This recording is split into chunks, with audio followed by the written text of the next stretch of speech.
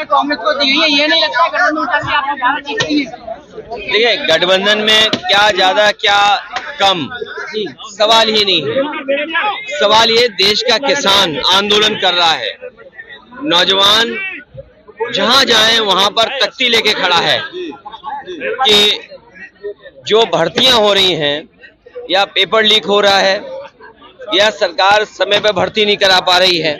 मैं आगरा से चला हूं और बरेली में, मुरादाबाद में, जहां भी मुझे नौजवान टकराए उन्होंने कहा कि इस बार की पुलिस भर्ती उसमें पेपर लीक हुआ है, बड़े पैमाने पर पेपर आउट हुआ है और जो परीक्षा जिस मकसद से करानी थी, जिस सिक्योरिटी के साथ होनी चाहिए वो नहीं हुई। नौजवान मांग कर रहे हैं कि जांच के साथ साथ परीक्षा दोबारा हो। और जिस तरह से इलाहाबाद में पेपर लीक ARO और उसको लेकर के आंदोलन कर रहे हैं नौजवान, सोचिए जो सरकार दावा कर रही है डबल इंजन की, और सरकार में जो भी अभी तक परीक्षा हुई है सब में पेपर लीक हुए हैं, तो आप कैसे उम्मीद कर सकते हो कि नौजवानों के सपने पूरे होंगे? नौजवान बरसों बरस तैयारी करता है और तैयारी करने के बाद परीक्षा देकर के नौकरी पाना चाहता है। एक तो सरकार नौकरी समय पर नहीं निकालती, और समय पर अगर नौकरी भी निकलती है तो वो पेपर लीक कर देते हैं, और ये सरकार जानबूझ करके इसलिए करा रही है जिससे कि नौजवानों को नौकरी न देना पड़े।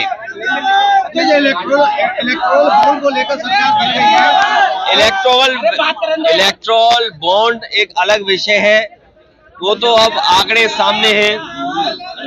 लोकतंत्र में पीछे से सबसे ज्यादा मदद अगर किसी की हुई तो भारतीय जनता पार्टी की।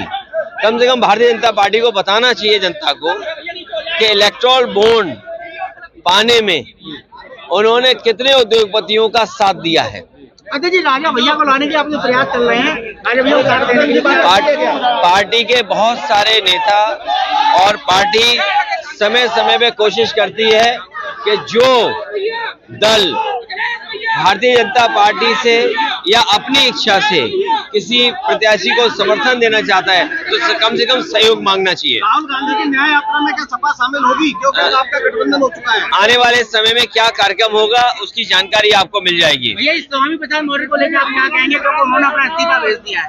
वो बात खत्म हो गई, अब तो गठबंधन है और बातें आगे बढ़ानी है, चुनाव की तैयारी करनी है, तारीख आने वाली है, कौन किसको छोड़ के जा रहा है वो आपसे बेहतर कौन जानता होगा। किसान आंदोलित व्रत है, वो MSP के कानून की मांग कर रहे हो। ये भारतीय जनता पार्टी को सोचना चाहिए। एक तरफ किसान नेता चौधरी चरण सिंह जी को भारत रत्न दे रहे हैं, स्वामीनाथन जिन्होंने किसानों को कैसे लाभकारी मूल्य मिल जाए उसके लिए फार्मूला दिया, उन्हें भारत रत्न दिया।